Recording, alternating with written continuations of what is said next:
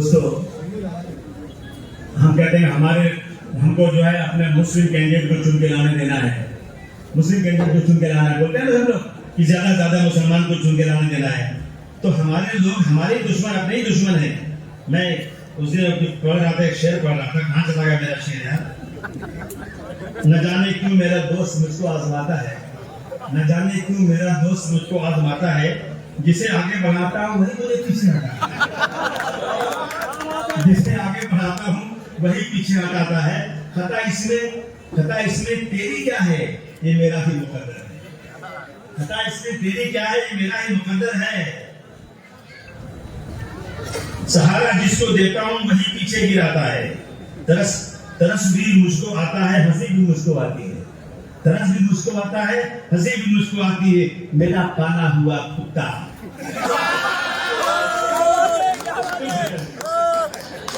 मेरा पाला हुआ कुत्ता मुझे आके दिखाता है। क्या जमाना आ गया भाई। इसलिए दोस्तों कहते हैं ना, समझ में कुछ नहीं आता यकीन किससे किया जाए। समझ में कुछ नहीं आता। हमें तो सुबिया सुबह को पढ़ने सुनाने वाला चले गए, लेकिन उनके पार्टी के लोग जाके बता देना आसिम शेर पढ़ रहे। समझ में कुछ नहीं आता यकीन किससे किया जाए। गला तो भाई भी दुश्मन से मिलकर काट देता है, गला तो भाई भी दुश्मन से मिलकर काट देता है। बुलंदी पर पहुंचने की दुआ किसके लिए मांगो, बुलंदी पर पहुंचने के लिए दुआ किसके लिए मांगू, जिसे सर पर बिठाता हूँ वही सर काट देता है। दोस्तों, आपकी बार सब एक हुए ना, तो 400 पार वाले 240 पे आए। मानते हैं नहीं मानते हैं? बोलिए, सब मानते हैं नहीं मानते हैं? एक हो जाए तो बन सकते हैं खुर्शीद और मुबीन, वरना इन बिखरे हुए तारों से क्या बात बनेगी। उस कौम को जिसमें सुबह से शाम तक 5 बजना होती है, और मौलाना साहब कहते हैं मस्जिद में ये कंधे से कंधा मिला कर खड़े। मैं कंधे से कंधा क्यों मिलाऊं? एकता के लिए। सुबह शाम के फजर की नमाज में ना तो मस्जिद में पढ़ना, अगर घर में पढ़ते हो ना तो हुजूर सल्लल्लाहु अलैहि वसल्लम कहते हैं कि मेरा दिल होता है कि मैं घरों को जला दूं, मस्जिद में पढ़ने आऊं। क्यों? मस्जिद में पढ़, मेरे घर में जगह पढ़ने की, वहां क्यों नहीं पढ़ूं? इसलिए कि सब आएंगे, मुलाकात होगी। कोई एक भाई नहीं आएगा ना तो मालूम पड़ेगा क्यों नहीं आया, पूछना उससे, जाकर उसके घर का हाल चाल पूछना, कहीं बीमार तो नहीं है, कोई तकलीफ तो नहीं है। इसीलिए ना, इसीलिए कहा गया है इज्तिमाइयत। अगर हम लोग एक हो जाएं, हम एक होकर के किसी मुस्लिम पार्टी बनाने की बात नहीं कर रहे हैं। हमने किसको वोट दिया? हमने दिया उद्धव ठाकरे को वोट। किसको दिया? बाला साहब ठाकरे के लड़के को वोट दिया। क्यों दिया?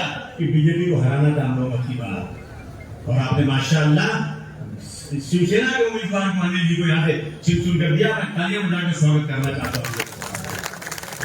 हर जगह से हारते हुए आते हैं, मेरे इलाके से मेरे नौजवान उनको इतना वोट देते हैं, वो चुन कर चले जाते हैं। लेकिन हमारी बात उनको याद रखना चाहिए। हमारे पर जुल्म जाती हो ना तो इन लोगों को खड़े होकर बोलना चाहिए। हम सिर्फ वोट देने के लिए नहीं बने हैं, हम वोट देंगे, हमारी भी सुरक्षा इसी में होना चाहिए। हमें नौकरी मिले ना मिले, देखेंगे कब मिलेगी, हम सब्जी बेच कर अपना पेट पाल लेंगे। लेकिन मेरे दुनिया में जितने लोग हैं एहतराम के काबिल, दुनिया में जितने लोग हैं एहतराम के काबिल, मैं सबको मानता हूँ, मगर मुस्तफा पे मेरे लिए मर जाने का मकाम है कि मैं अपने जीते जी अपने काम से सरवरे आलम हुजूर सल्लल्लाहु अलैहि वसल्लम के बारे में कबूली अल्फाज सुनो। घोड़ा इस मुल्क के अंदर मैं कुछ नहीं कर सकता हूँ। मैं गवर्नमेंट से मैं कहना चाहता हूँ, खंडोरे साहब से गुजारिश करना चाहता हूँ कि आप सत्ता में आएंगे, आपकी बात सत्ता में आने के बाद मुसलमानों को नौकरी मत देना। नहीं चाहिए हमने सड़क बने न बने, लेकिन एक कानून जरूर बनवा देना। अगर हुजूर सल्लल्लाहु अलैहि वसल्लम के खिलाफ, कुरान शरीफ के खिलाफ, मस्जिदों के खिलाफ, शरीयत के खिलाफ किसी ने बोला तो उसको टेररिज्म के कानून में 10 साल बंद करो, साले की जमानत का होने का है।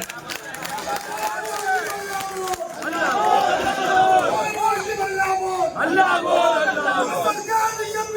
वो सरकार बदलनी है, वो सरकार बदलनी है। कितना बर्दाश्त करेंगे? नहीं चाहिए नौकरी, हम सड़क पर लेबर का काम करके जी लेंगे, लेकिन जीते जी हमारी मस्जिदों पर हमला कोई करे, मस्जिदों पर आके गिरवा झंडा लगा ले, मेरी मस्जिद के सामने आकर मुझे गाली दे, ये हम बर्दाश्त नहीं कर सकते। मैं निवेदन करूंगा जो लोग सत्ता में आने वाले हैं, आते ही फौरन ये कानून बनाए। ये मेरी मांग है, आपको मांग है कि नहीं मांग है? बोलिए, ये हमारी मांग है। और अब की बार फिर इलेक्शन होगा, शायद कोई ऐसा उम्मीदवार आ जाए जो आपको पसंद ना हो, लेकिन आपकी पसंद नहीं चलेगा, वसूल से चलेगा। हर आदमी की पसंद अलग अलग होती है। जो भी उम्मीदवार आए, मैं पूरी कोशिश कर रहा हूं इसको लाने की। मैं मान रहा हूं अगर मिल गया तो आप आई थी ना सुप्रिया सुरे जी, तो उन्होंने इससे बोला ना तुम एक मीटिंग बुलाओ, मैं देखता हूँ तुम्हारा ताकत है कि नहीं। अल्हम्दुलिल्लाह तुमने ताकत दिखा दिया।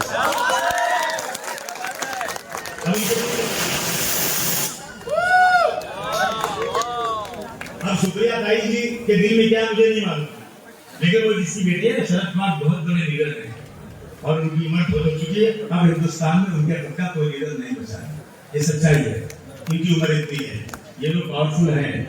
अब मैं उनसे गुजारिश करूंगा इस सीट पर समाजवादी पार्टी आपके साथ है, अलायंस में बाजू में लड़ूंगा, यहाँ से लड़ेगा तो भी लड़ेंगे इंशाअल्लाह। देंगी तो ठीक है, नहीं देंगी तो ठीक है, मैं कोशिश तो करूंगा।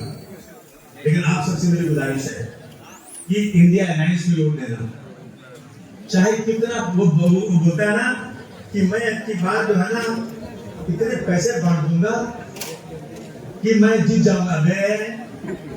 अगर पैसे पे एमएलए भी बनते ना तो अदानी और अंबानी रहते पार्लियामेंट में, कोई गरीब नहीं रहता।